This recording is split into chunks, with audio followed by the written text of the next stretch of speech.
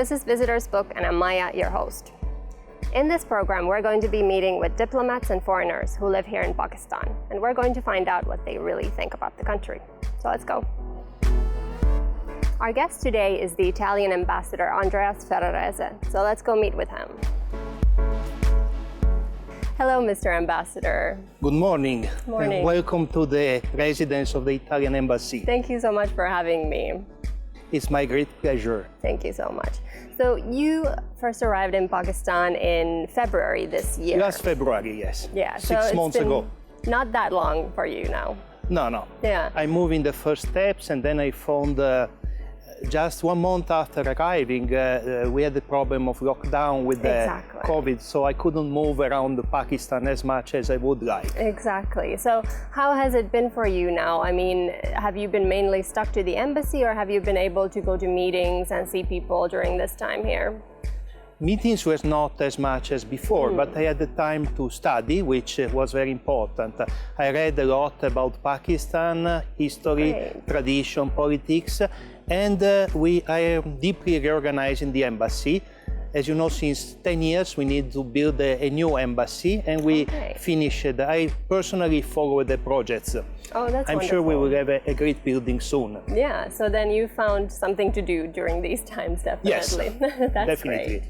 So before you came here, what did you think about Pakistan as a country? Did you know much? Like, what were your expectations like? No, I worked a lot with Pakistanis in the past, and I must say that I asked to come to Pakistan. Oh, really? Is it? It's a country who always attracted me intellectually, politically, and for its traditions, history, and people. Oh, wow. That's why I was not asked to come here, I asked to come here. Oh, that's amazing. And you know, the previous Italian ambassador, Mr. Stefano Pontecorvo, he was very popular here because he was, he was very fond of Pakistan like you.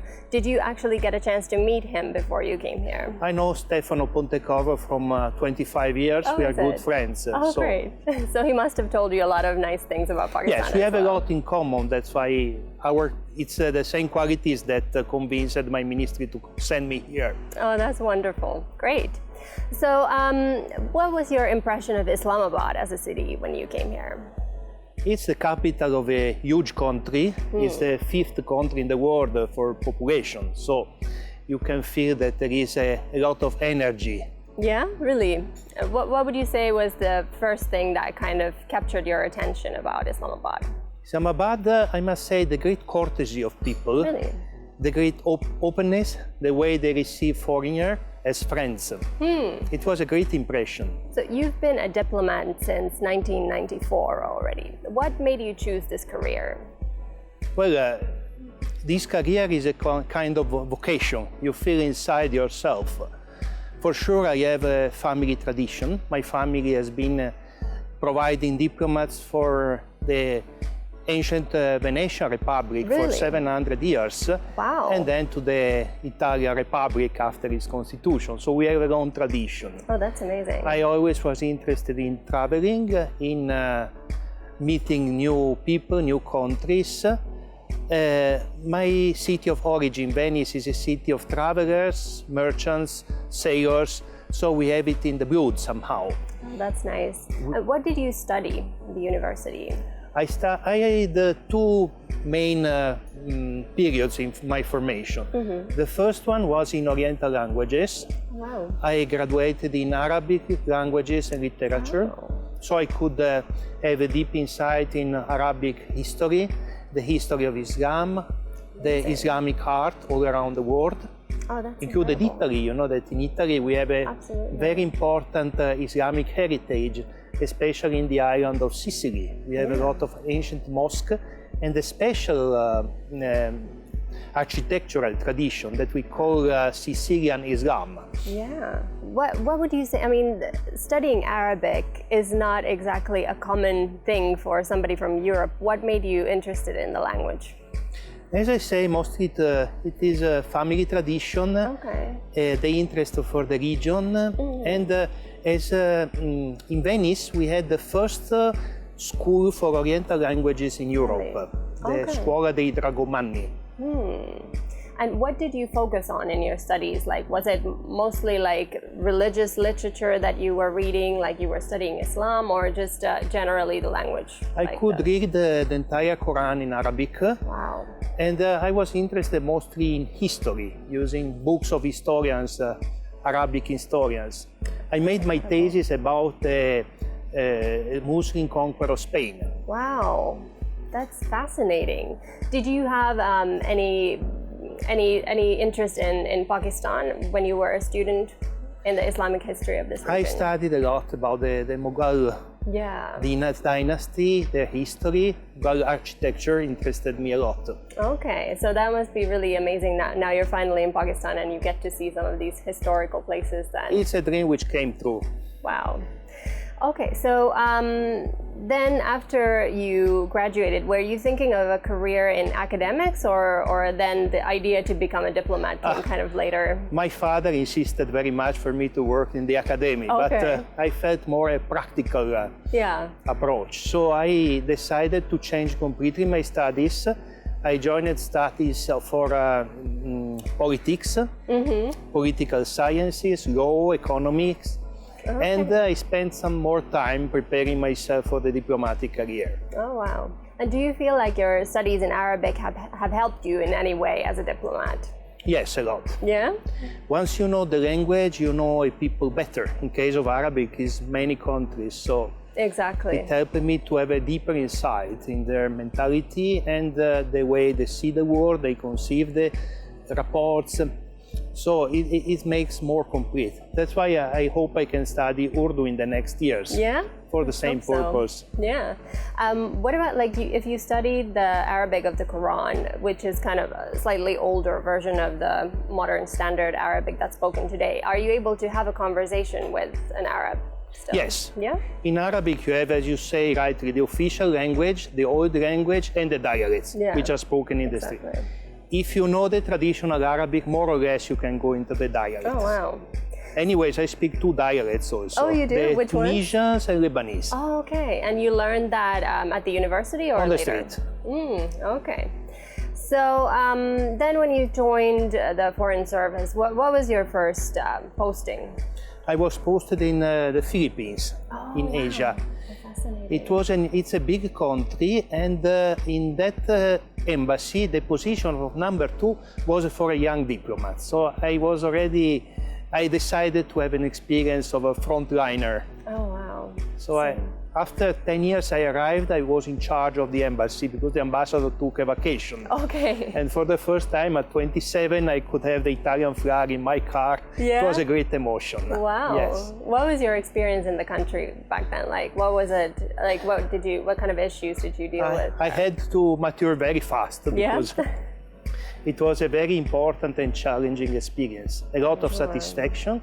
We had a lot of business at the time. I could accompany Italian companies, and we had contracts for 2 billion euros. At that time, it was a big issue for dams, ports, great infrastructures.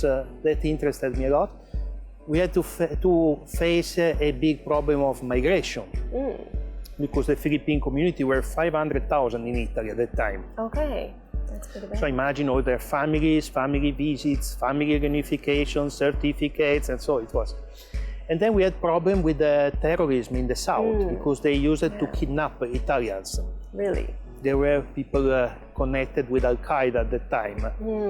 So we had this problem of abductions and it was not easy to deal with these cases. Sure. And then that was your first posting, and then you had to deal with something so big right away. Wow. Every time the ambassador went on vacation, I had a big problem, so I insisted him to stay there. Wow. Oh my gosh. And you lived in the capital? Yes. How was that, like comparing it with Islamabad? Well, it was a capital of 20 million people. Okay. So with a huge social life and big contrast, big richness, big poverty, but quite an exciting environment for sure for a young diplomat. Would you say that that country still holds a special place in your heart? But as I said before, for a diplomat, first posting is like first love. You never forget it. Really? It was a great experience. Yeah. And then you mentioned that you were also at some point working in Italy on something that brought you in contact with Pakistanis. Yes, in Italy, especially in the first years, I was in the office for economic reports with Asia. Okay. And there we negotiated for some infrastructures, very important infrastructural programs in Pakistan. Right. We arranged the financing for the World Bank for 250 million, and it was a great satisfaction for me. Wow. And I remember how smooth I worked with Pakistani counterparts. Really? Did you get to meet like any Pakistanis in Italy at that time, or it was mainly contact? We had delegations, and then I was frequently a guest for your ambassador. Oh, really? He introduced me to Pakistani cuisine very young. Oh, do you like Pakistani food? Extremely. Yeah? Yes, yes. Any favorites? But I like the way you prepare lamb. Yeah? And also some special things with potatoes and egg, which is preparing my cook. Oh wow, that's so nice. And then you've also spent some time in Brazil, right? After that, yes, I had this offer to go as a deputy ambassador to Brazil, which I was very young, so for me it was extremely exciting. In Brazil, for Italy, is a huge experience because we have 30 million people with Italian blood. Of Italian origin, yes. Interesting. And 400,000 with Italian passport. Okay. So imagine to provide assistance to 400,000 people for an embassy. Is very busy. Yeah, the embassy had 300 people working in the consulates and embassy. We had 100 honorary consuls and 400,000 people asking for Italian citizenship. Wow. Imagine what a long line. So I've heard a lot of people say that Brazil and Pakistan are in some ways very similar countries, maybe not in terms of religion and culture, but otherwise. Would you agree with that? But I found many things, yes. First of all, the size. Brazil is 200 million and Pakistan is 220 more or less now. Exactly. So it's a big size. And also there is a kind of tradition of friendship, openness, courtesy, which there are things in common. Yeah. So what was then the last posting before Pakistan? Where were you before you came here? After Brazil, I was asked to go as ambassador in Kosovo, in the Balkans. Fascinating. Yes. Okay, and that's where you found your wife as well, right? Yes. Wonderful. My wife was a medical doctor. Okay. And I had the chance to meet her after a long time experience. Now, Kosovo is very important for Italy. It's a small country of 2 million, but it's in the middle of the Balkans, which are our neighbors. Yeah, exactly. So stability in Kosovo means stability in the Balkans. And stability in the Balkans means institutions, means hindering illegal immigration, means peace, means a lot for us. Yeah, and the Balkans must have been very interesting for you because it's where, you know, European Islam is still being practiced, right? Yes. Yeah. Yes, there is a kind of Islam which is very tolerant, very similar to the Pakistani one in many aspects. It's a tolerant and open tradition. Wonderful. And how many years did you spend there in Kosovo? Almost 3 years. 3 years. That's always like similar, always 3 years. 3, 4 years. Yeah. After 4 years, they say that for a diplomat comes the Stockholm syndrome. Oh, okay. You start to be a stronger solidarity with the country where you are more than Italy. So it's time to go. So which one do you prefer, staying in Italy or abroad? There is two different ways of making our job. In Italy, you have somehow more power. You control a lot, you give orders to embassies, and you have a kind of synthesis because you have different signals from different... you hear the voices, for instance, in the Balkans, you hear the voice of the Kosovars, of the Serbs, of the Albanians, of the Croatians, and then you make a synthesis. Abroad, it's more exciting. You live better, normally also in better houses, with better environment, but you have not the same power and position as in Italy. Yeah. So it's a balance. It's good to have both the experiences. Exactly. So after this, you will probably be going to Italy again. Who knows? I prefer life abroad, I say. Yeah? Yes. Okay. Let's see what they offer, but meantime, I'm not in a hurry to leave. Yeah. All right, it's time to take a short break. I'll see you in a bit.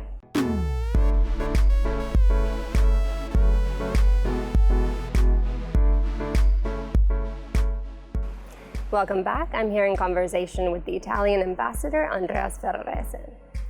So, not a lot of people know that Italy is actually home to the largest Pakistani diaspora in the EU now. How did this happen? How did so many Pakistanis end up in Italy, of all countries? Yes, as you rightly say, after Brexit, in Europe, the largest community is the Pakistani, and is the Pakistani one in Italy. Yeah. They are about 200,000. Okay. They started arriving 15 years ago, more or less. Okay, so not that long ago. No. It's not long standing, it's recent. They come mostly from a certain region of Punjab, they call it Gujarat. Okay. And they arrived slowly. First some, then they found that they lived well in Italy, they were well accepted, and they had good, well-paid jobs. So slowly they started to call relatives, friends, family members, and the community got enlarged until the current 200,000. Oh wow. In which areas of Italy do most of them live? They are spread all around the peninsula, but mostly in the area of Brescia, Bergamo, Milano, Okay. Venice. Right. And what do most of them do in Italy? They work somehow in small and medium enterprises. They work in agriculture. They have small shops. Okay. So it's quite a variety. All kinds of things, yeah. Are there a lot of dual nationals of Italy and Pakistan? Many of them got the Italian citizenship after a period of 10 years. So the number of double citizens is increasing. Yeah. How much of your work here is focused on this community and dealing with their issues? Imagine having 200,000 in Italy means that at least 2 million, I would say rather 4 million Pakistanis have a relative in Italy. Yeah. So they want to visit them, they are in contact with them. Sometimes they want to have a family reunification. Yeah. Sometimes the children want to study in Italy. They want to make their university in Italy. So imagine the documents for 2 million people. Yeah. It's wow. a lot. That's huge. And I guess like a lot of Pakistanis are also interested in, aside from this community, just in general, Pakistanis also want to go to Italy to work and study. That is the immigrants. But don't forget, in Pakistan there are at least 50 million people who have the same tenor of life of Europeans. So these people are very interested in tourism. Yeah, exactly. They want to visit the art cities, they want to see our heritage. So we have a lot of tourists who love our country. Yeah. So it's another component of the rapports between the two countries. Of course. And just going back to this Pakistani community that lives in Italy, do many of them speak Italian by now? They must if they've lived there. There are many that speak good Italian, but it should increase, especially amongst the elder. They should make a stronger effort to integrate, especially with languages. Exactly. How involved in the society are they, like in terms of maybe politics? Are there any Pakistani politicians in We are not yet in the level of Great Britain because it's a relatively recent community. Yeah. Normally it's the second generation. Exactly. But they have a lot of interest for politics in Italy, and I'm sure that in very short time we will have the first cases. Yeah, it's just going to take some more decades maybe. Wow. But we expect it shortly. There are very talented people there. Exactly. And thinking about people like young Pakistanis who maybe want to study in Italy, are all the master's programs or bachelor's programs in Italian, or are there many English we have ones more and as well? more programs in English as well. So that must be we encourage interesting. learning Italian. We can provide an excellent formation in English as well in many academies. And if somebody in Pakistan wants to learn Italian here, is that possible in Islamabad, for example? That is one of my main purposes. We have not enough offer of teaching Italian. So one of the things I want to do before leaving is to increase the teaching of Italians all around the country. Yeah. How are you planning on doing that? I hope that we can open a cultural institute, or at least to have institutions that can organize these courses all throughout the country. Okay. We have a very flexible law in Italy for this. We can pay locally some teachers, rent some rooms in hotels or in public structures, in schools, in the evening. There is a lot of flexibility for organizing. Yeah. But there is a great demand of Italian. Is it? Couldn't have imagined. Because, you know, mostly people want to learn English in Pakistan, but I think that it's impressive how well Pakistani are practically bilingual, most of them. They speak English very well. Exactly. But knowing Italian can make a difference, even help them to find a good job, not only in Italy, but also here. Working for Italian companies, working to promote trade, to promote imports or exports. Yeah. For instance, if you have to export some stuff to Italy, you have to make some to use Italian, Exactly. even for the products, the etiquettes, everything. Are there many Italian companies here in Pakistan? Not as much as I would like. There is a tradition of presence, both of big ones. Trade is 1.5 million a year, which is a good result, but not yet enough. We have to work hard on it.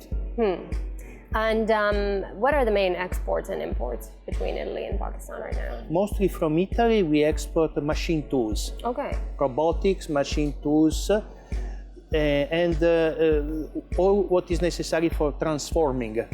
Right. While the Pakistanis export to Italy finished products. Right. For instance, we export here the looms, and Pakistanis with those looms produce and export fabrics to Italy and to other countries. Yeah. That is the core business. Yeah. And I mean, you mentioned that you want to promote Italian language here, and you've also said that you want to promote Italian culture in general. Do you have any specific plans, like maybe some events or something like that you want to do? Traditionally, the events were physical events. The COVID has brought throughout the world the issues of webinars, video conferences, and imagine in Italy the part of population who uses internet has grown like 25% with the COVID. So I think we can have a mixed system with the traditional one, but also using a lot the internet, the streaming, the video webinars, video conferences. So a combination of two, old and new. Yeah.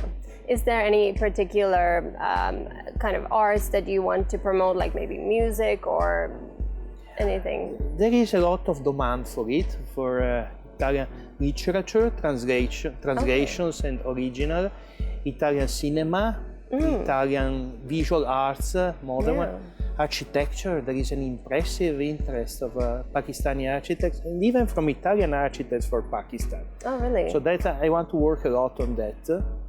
Design, fashion.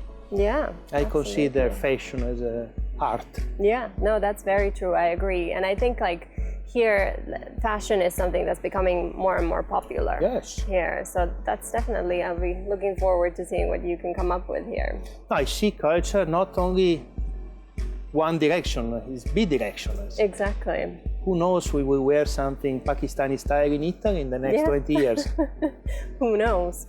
So another thing that Italy has been working on here in Pakistan is the military cooperation between the two countries. What exactly does that consist of? Well, we are two friendly countries, and this friendship is also extended to the armed forces. Yeah. There is a great tradition of mutual visits, respect and collaboration.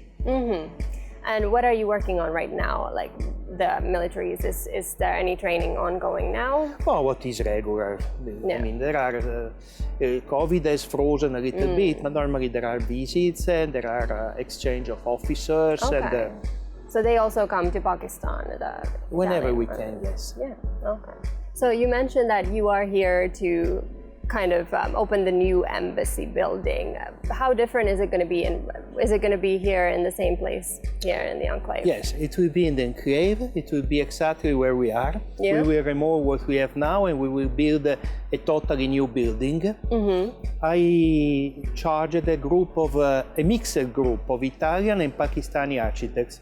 Oh, wonderful. To prepare the projects. Oh, that's so nice. So I want something which is Italian and Pakistani in the same time.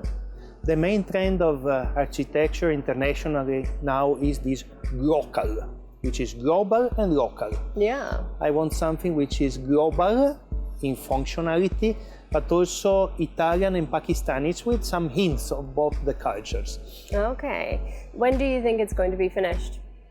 1 year and a half. Okay, wonderful. And I mean, so far you've been living in this kind of a temporary building, so that must be really nice to finally get a nice Quite an building. experience, yes, but I'm sure I will live much better in the new one. Yeah, and that must be also helpful for organizing events. Exactly. I organize it inside a big saloon where we can make both social events, but also it can become a cinema, it can become a television studio. It's a very flexible structure. We will have more or less 500-600 square meters inside for these events. Okay. What do you think it will look like architecturally? Like if you say it will be a mixture of Italian and Pakistani? Surprise. Yeah? We'll see. Okay. So considering your background in Oriental studies, there's one interesting aspect of Italian involvement in Pakistan, which is the Italian Archaeological mission. Can you tell me when that was started and how and where? Well, archaeologically, Italian has it's one of the sectors where we are stronger in the world. Is it? And there was a group of archaeologists originally who wondered where the cities and the left remains of the ancient army of Alexander the Great were left. Wow. And they found that there are some cities, Gandhara and other in Pakistan, which have a lot of this heritage. And there is a connection between that historical experience and the next history of Pakistan. So they found something which was totally ignored before. It's a very interesting heritage, and I'm sure it can highly contribute to tourism, because we are making a tremendous effort to advertise all around the world, which would be a unique experience to come to see these ruins and also to enjoy Pakistani hospitality and Pakistani traditions as well. Yeah. So when was the first excavation? Like when was this started? In the 50s. So 50s, yeah. It's a long time. And it was in the Swat Valley, right? Yes. Yeah. What have they found there so far? They found some cities which had amazing. But at the time of Alexander the Great, there was the Koine, was a kind of universal culture brought by this Hellenistic culture. So they found ruins which were maybe found very easily in other parts of the Mediterranean, in Central Asia, or something, which made really a distinction. Quite an interesting experience. Oh, that's amazing. And since then, since the 50s, there has always been somebody from Italy here continuing the project. More or less, yes. Oh, wow. And right now, what can you find there in Swat, like with the mission? There's a museum, I think, there? There are, we work in combination even for the, to make some parks. Okay. So it's a combination between archaeology and safeguarding the nature of certain areas. So in north of Pakistan, we have this double presence, which may be a tremendous combination for tourism. Exactly. I mean, now, of course, with the COVID, not too many people are able to travel around the world, but considering that Swat Valley is also a very scenic area in Pakistan, and now that the security situation has also improved, can you see like people maybe from Italy coming to Swat Valley to see these ruins? And for sure, I will promote in the next years. Yeah. We have a coincidence of interest with your government that wants to promote tourism, and for us, why not to encourage Italian tourists to come here? Yeah. As you said, the security situation has improved, and it's certainly worth it. But there is a lot of interest in Italy. Is it? There is, yes. Oh, wow. I'm sure in the next year it will increase also. So we will have an increasing of tourism in the two ways. Pakistanis to Italy and Italians here. Exactly. So how much do you think this museum and everything you're doing in the valley has contributed to like awareness about conserving the heritage of the valley? Well, the missions formed also generations of Pakistani archaeologists and students and experts. So now they could be also self-sufficient, I'm sure. Oh, really? So you've done a lot of training there as well? It has been done, yes. Yeah, okay. But as I said, you have very smart people. They learn very fast, and sometimes they pass us. Yeah? That's amazing. All right, time to take a short break. I'll see you in a bit.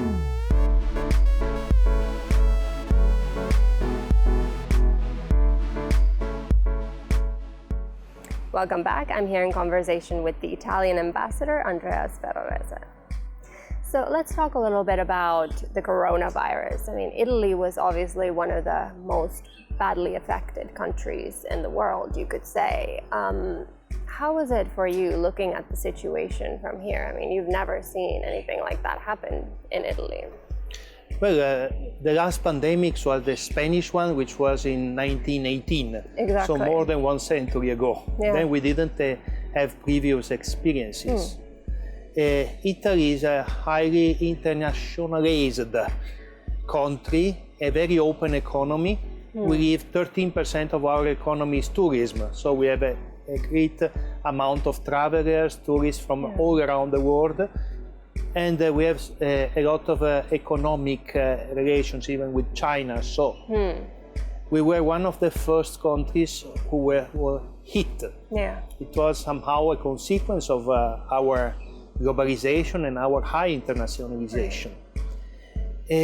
We had no previous experience to refer, so we had to sail like in the middle of the fog to find where we were. So the decision was a decision to put a very strict lockdown of the entire population for at least 2 months. Yeah. It was long and hard, imagine, because in Italy we live in small apartments mostly. Right. So most of people didn't go out of the apartment for 2 months. Imagine how what a change even for family lives. Some husbands didn't see their wife more than half an hour a day for the last years, and then they stayed 24 hours together.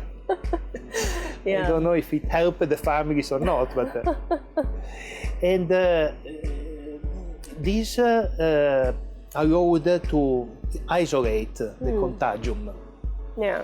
We had to reinforce the sanitary structures. You know, in Milano there is an hospital who has been built in a few days. It was impressive.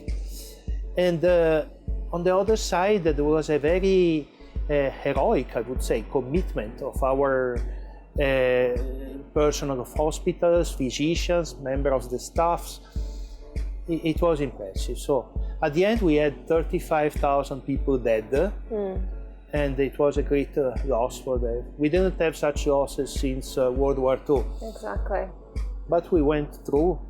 Now the situation is better, but we are still very, very careful because it's not finished. Yeah. What kind of precautions are people taking in Italy right now? And now people is getting used to live keeping social distances, using masks when they are less than 2 meters, using masks in office, and they take all the precautions. They wash hands continuously. And they disinfect continuously. That is the kind of life we have to go through until this is finished. Exactly. And I mean, was your wife in Italy at the time when it was happening? She was here with me. She was here with you. What about other family members? They must have been in Italy. You must have been hearing horrible stories from there while you were staying here. They were, I always call them every day and say, Papa, stay home. Especially my parents, they're more than 80, so elder people are more vulnerable to the virus. Absolutely. So they stayed 3 months in the house. Wow. And I mean, you know, there were all these videos that were circulated on social media of Italians coming out to the balconies and singing and, you know, making music. Do you think that's something like very typically Italian? We never lost our spirit. We like to sing, we like to stay together, and we did it even to support each other. Exactly. And, you know, being one of the first countries that went through something like this, have you been giving a lot of advice to other countries in the world about how to deal with the I think we somehow gave a sample how the virus can be defeated. So many people, we were completely open and I would say transparent.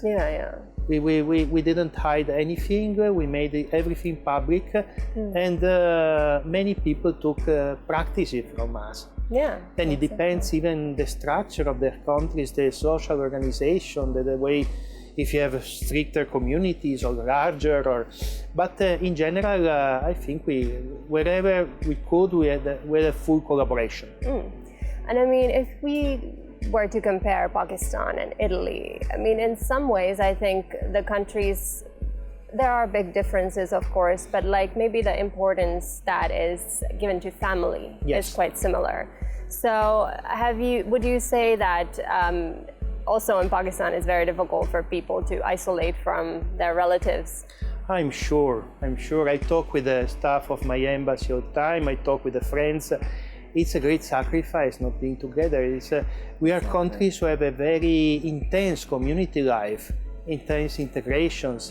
Even the weather, the climate, the atmosphere, the culture foresees that. So I'm sure there was a lot of sacrifice even here, but it is necessary. Exactly.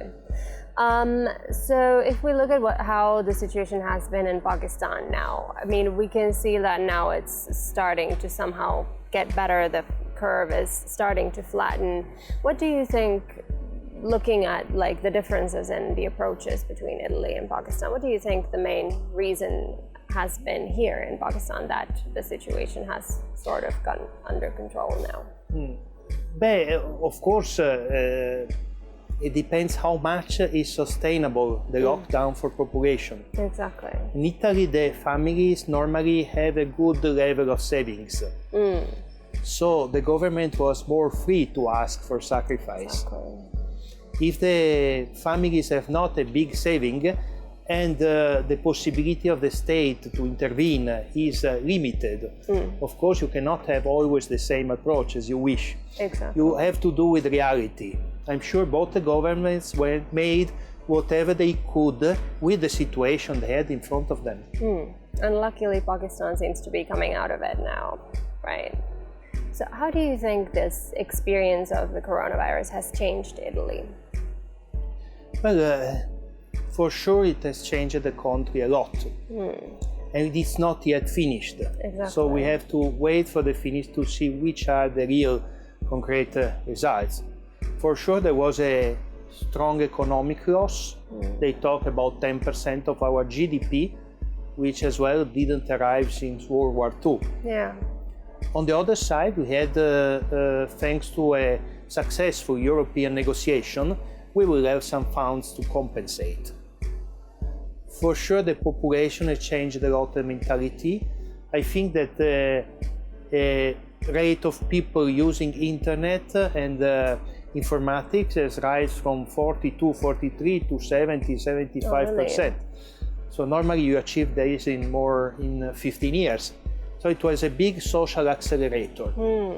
So the great question mark, the great challenge for the future is to see whether this will be permanent, whether this talking with the cell phones or webinars or social events in the internet will continue after, or if we will go back to the previous life. Yeah, that remains to be seen. I'm personally convinced that it will leave a very strong mark in our way of living. Yeah, I think especially so. The organization of the work and the way of working. Yeah, exactly. So I personally expect big changes. And I mean, how have you been dealing with it here at the embassy? Do you also have less staff coming to the office, working from home, dealing with like meetings online and stuff like that? I had two priorities. First, to ensure essential services. So, for instance, urgent travels, passports for Italians who have to leave, assistance, consular assistance, informing Rome about the situation. On the other side, my top priority was to ensure the health of my staff. Exactly.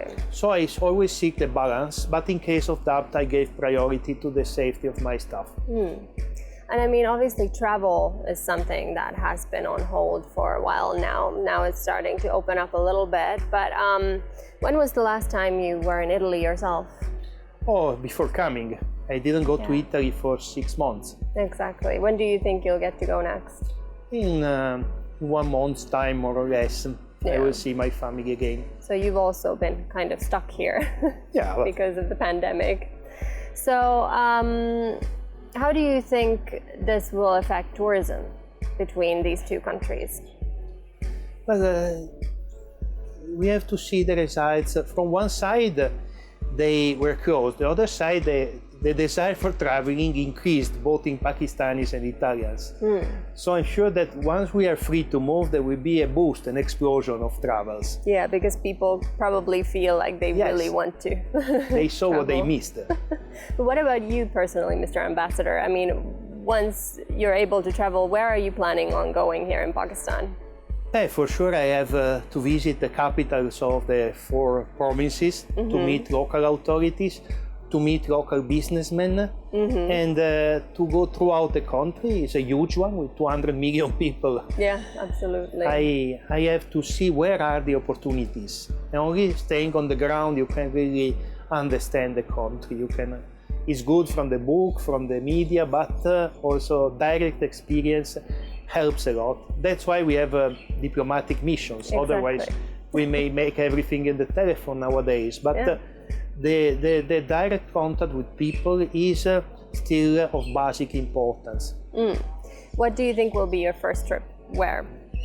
Well, I think for closing, I want Lahore and Karachi. Yeah. Karachi being a kind of economic center or economic capital, as we have in Rome, in Italy, Rome and Milano, no? You have this duality. Islamabad is politics and Karachi is mostly economy and finance. Lahore is a kind of cultural heart for Pakistan. And then even I want to visit Balochistan and the Gilgit-Baltistan, everything. Slowly, I will do it. And you didn't manage to travel anywhere like No. Nowhere, just Islamabad. For a diplomat, the priorities don't be a problem yourself. Yeah. Okay. And thinking about the history of Pakistan, I mean, Lahore obviously is full of history and these amazing old mosques and whatever from the Mughal era. Do you have a particular place or a site or something that you are really hoping to see soon? But in general, I like to hang around the city, to breathe the atmosphere, to breathe history somehow. Yeah. And there is a lot there, as you said. Absolutely. Are you interested in Pakistani music or poetry at all? I'm discovering. Yeah? I'm discovering I could read something. I must get my hair used because it's somehow different, but also extremely melodic. So I hope when we will have the new embassy to organize a lot of events, especially with a mix. I did this in other embassies, with a mix of Italian opera and local music, alternate, one and one. It has always been very successful. Really? So you've organized these types of events here in Pakistan or in Italy? I want to organize this type of event here in Pakistan myself, in Italy, your ambassador. Yeah, that's amazing. So what else have you got in mind in terms of culture?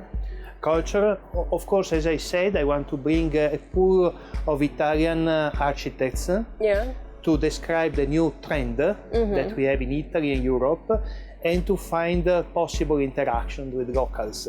Yeah, hopefully. So I plan a big conference about this globalization of architecture and return of tradition as well.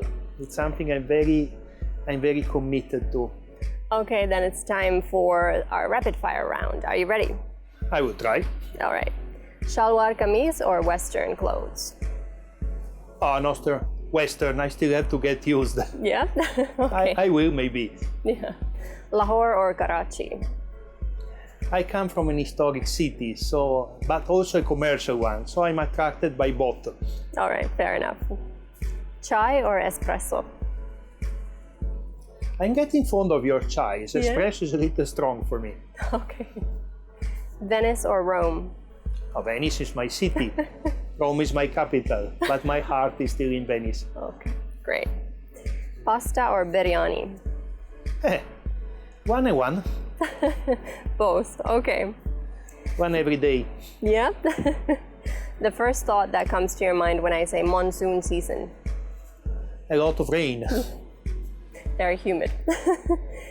Mangoes. I'm getting spoiled with mangoes here. I don't know how I can do when I will leave Pakistan. Yeah, great. Northern areas of Pakistan. I think to archaeology and mountains. Great. Margala Hills.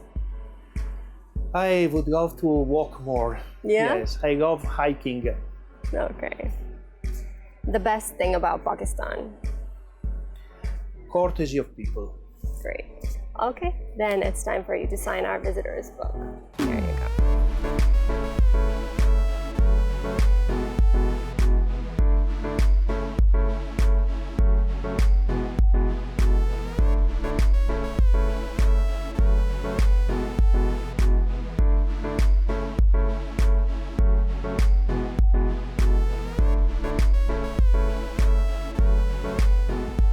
Okay, let's see what you wrote. I felt at home in Pakistan since I arrived from Rome due to the great courtesy of the people. I will work hard to make our reports closer. Excellent.